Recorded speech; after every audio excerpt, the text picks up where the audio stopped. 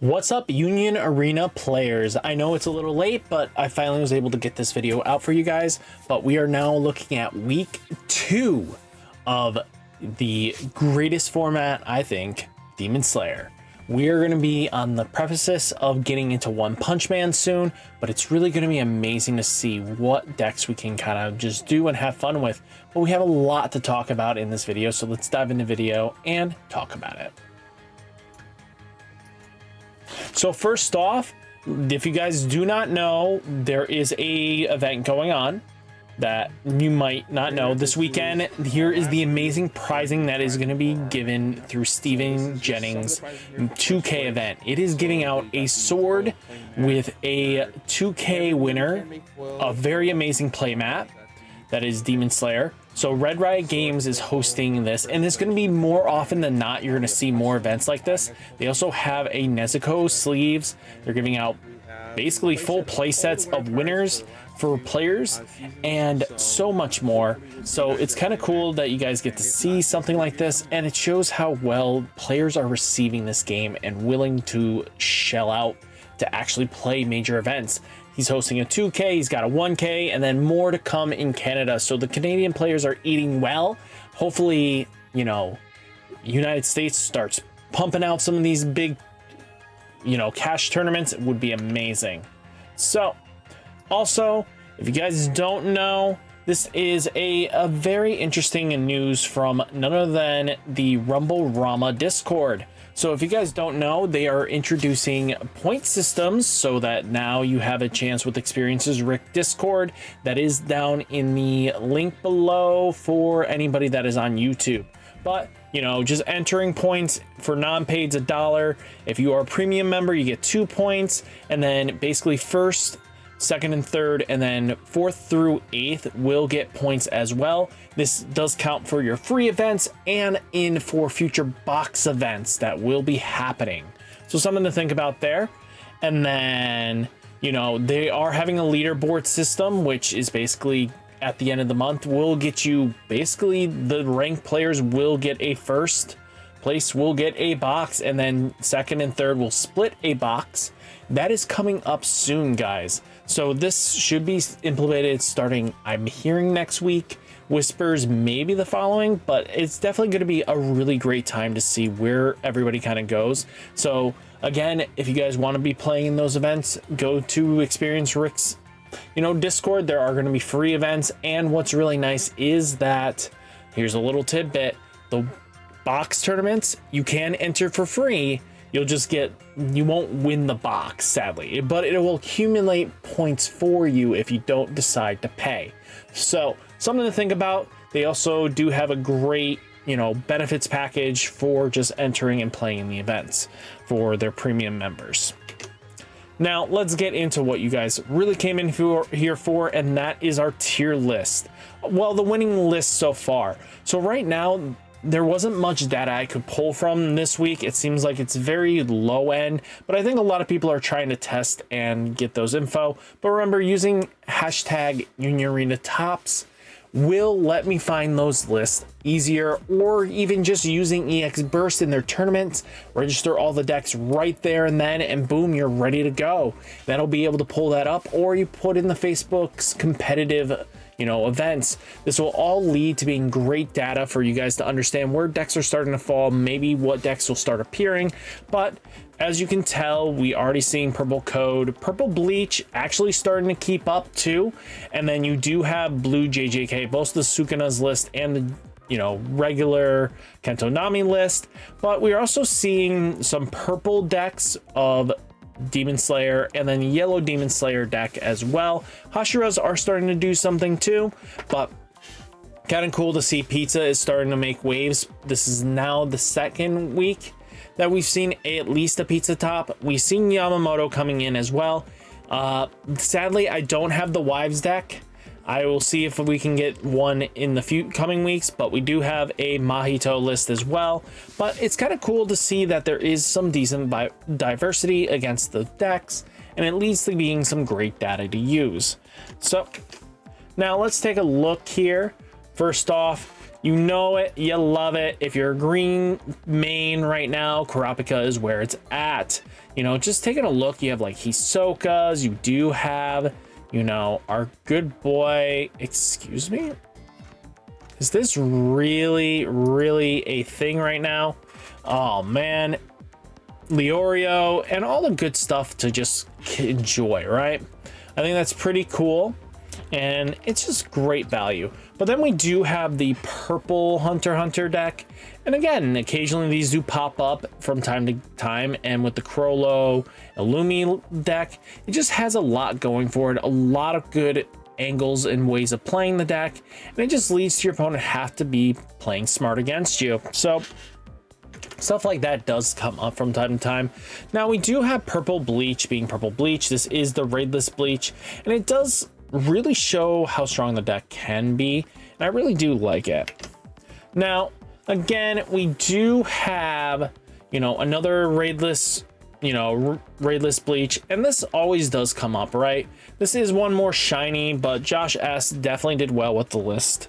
So then you do have the classic, you know, Toshi with, you know, our good friend Kenpachi Zaraki, and then the Unohanas. Just a really solid list across the board. It does well all the time. I think right now, though, a lot of decks are starting to be a little bit more too aggressive and don't really care about what Toshi does, because, again, raiding Toshi doesn't actually remove the threat off the board. It's a temporary thing.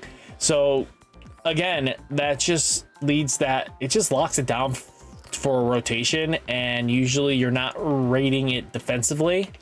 Now you do have purple code being purple code. As always, this deck does really great into the format. There's nothing we can really say, but purple code definitely became one of those tier 1 decks that a lot of people weren't expecting at first, and then this just became the default facto deck to play, really. I think originally because red was supposed to be so pushed, but that was because there was an anomaly in the format that this deck wasn't really looked at as highly, and then everybody was looking at volume 2 for none other than, you know, Code Geass itself for Lancelot.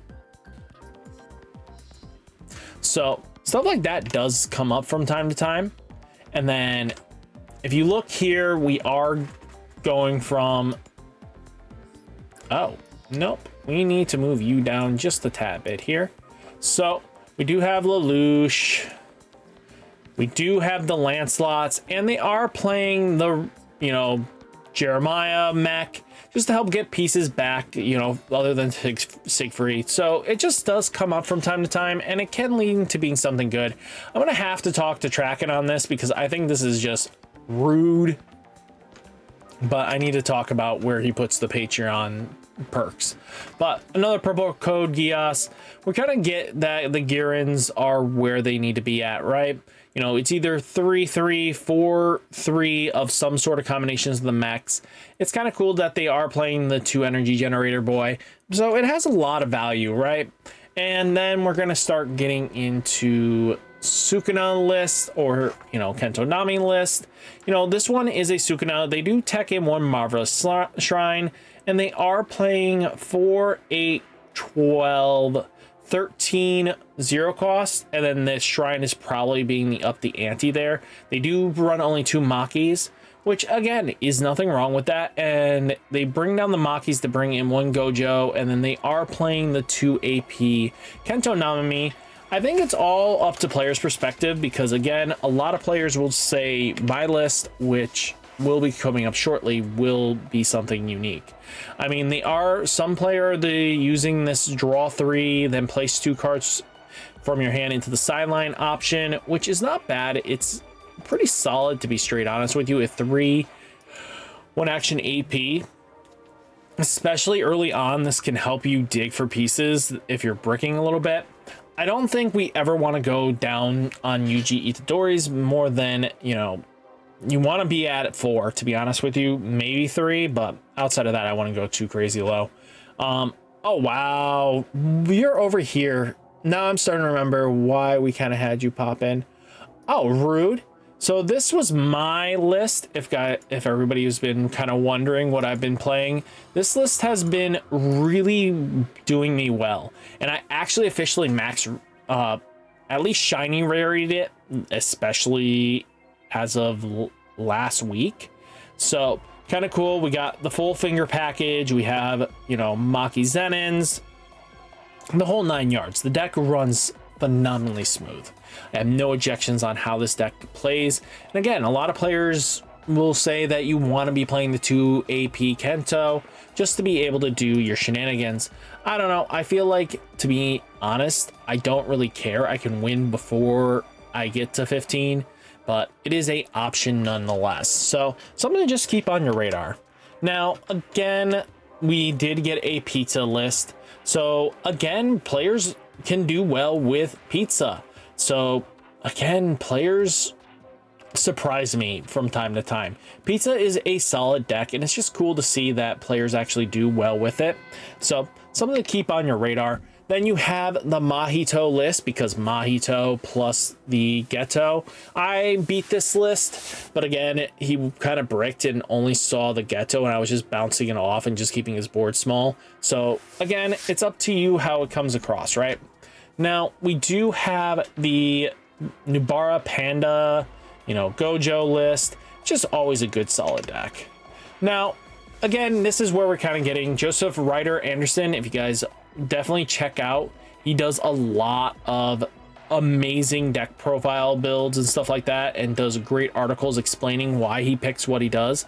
So this is like more like a Hashira hybrid kind of deck, because again, it takes what benefits that the Tanjiro deck does, but adds in the Hashira, small bit of Hashira cards that add up to making the deck a little bit unique. I think it's kind of cool.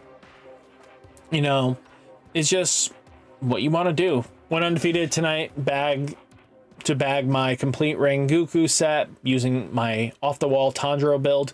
Again, uniqueness is really sometimes key. Now, taking a look here, he's just a more stable viewpoint of what you would expect when you are looking at players that are playing Tanjiro. The Nezuko Tanjiro being aggressive with this. And again, if decks can't answer the Nezuko correctly, and that means removing it completely out of play, this thing just keeps coming back and is a very scary card, right? Because you have ways of recycling pieces and getting things back on board, right? Now, again, we do have Muzan. Sometimes Jiretto plus Daikai is just enough. I mean, Muzan being able to splash in like this is kind of cool. So stuff like this gives a lot of players start thinking about what they want to do. And again, I think this deck actually has some value and strength behind it. But guys, remember, can't wait to be talking about the top event of this one from the 2K. That's going to give us a lot of information. So guys, hopefully you enjoyed the video. Hit that like button, hit that subscribe button, stay safe, stay healthy, and I'll catch you next one. Peace.